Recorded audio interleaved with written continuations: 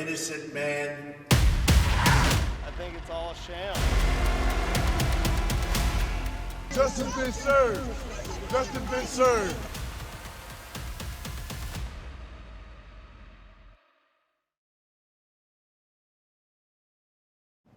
It's a historic day in the United States, but not in a good way. A New York court has convicted Donald Trump. Nothing like this has ever happened before. No former president had ever been tried or convicted in America, so Trump is the first. And it's a lot more than just a legal case. It's a politically charged controversy, one that could determine America's political future. So let's break it down for you. First of all, 3 important questions. What is the case about? Will Trump go to jail? And can he still run for president? Trump was facing 34 charges in New York, 34. All of them were linked to the same case of paying hush money. In 2006, Donald Trump had a sexual encounter outside marriage. The woman was a porn star named Stormy Daniels. No one knew about this for a long time, but in 2016, Trump ran for president. And he feared that news of that encounter would leak. So what did he do? He paid hush money to the woman, basically paid her to be quiet, which is not illegal. It is how he paid her this money that landed him in trouble. Trump falsified business documents, and that was the charge against him. The prosecution built quite a strong case. They called 20 witnesses in total. One of them was Trump's fixer, the man who paid this hush money in 2016. So the case ended in conviction. Trump was found guilty, which brings us to question number 2. Will Donald Trump go to jail? Highly unlikely. The maximum punishment is 4 years in jail, but that's pretty rare. Judges often give a few months or even a fine. And in this case, it's not just any convict we're talking about, it's Donald Trump. He's a senior citizen and a former president, so putting him in jail is a tough call. Also, Trump can appeal this verdict. His team has already signaled that they will do it. And if they do, things will get delayed. Trump's sentencing is slated for July 11th, but an appeal could push that back. Which brings us to the final question. Can he still run for president? Surprisingly, yes, he can. Being convicted or jailed does not disqualify you. It's quite different from India's system. Here, a conviction does disqualify you. You cannot run for office then. But that's not the case in America, so that's not a worry for Donald Trump. In fact, he's trying to weaponize this conviction. Trump has always pitched himself as a political outsider, as a man persecuted by the deep state. So this plays right into his narrative. This was a disgrace. This was a rigged trial by a conflicted judge who was corrupt. The real verdict is going to be November 5th by the people. I'm a very innocent man, and it's okay. I'm fighting for our country. I'm fighting for our Constitution. And this was done by the Biden administration in order to wound or hurt an opponent, a political opponent. And I think it's just a disgrace.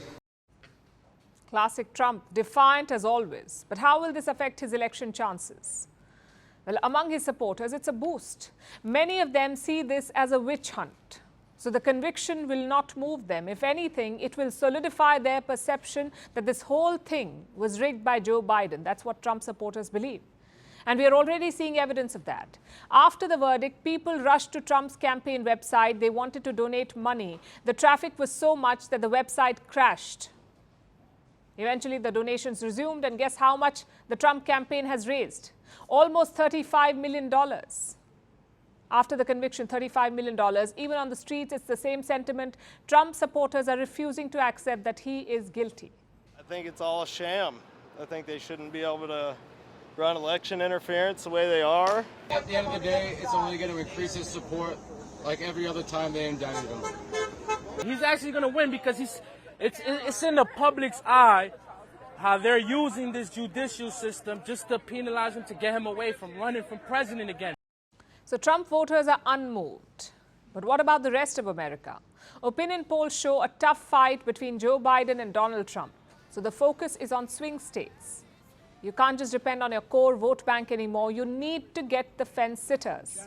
Among them, this conviction could be a deal breaker. Let's look at some of the polls. YouGov has just published one. It says 50% Americans agree with Trump's conviction.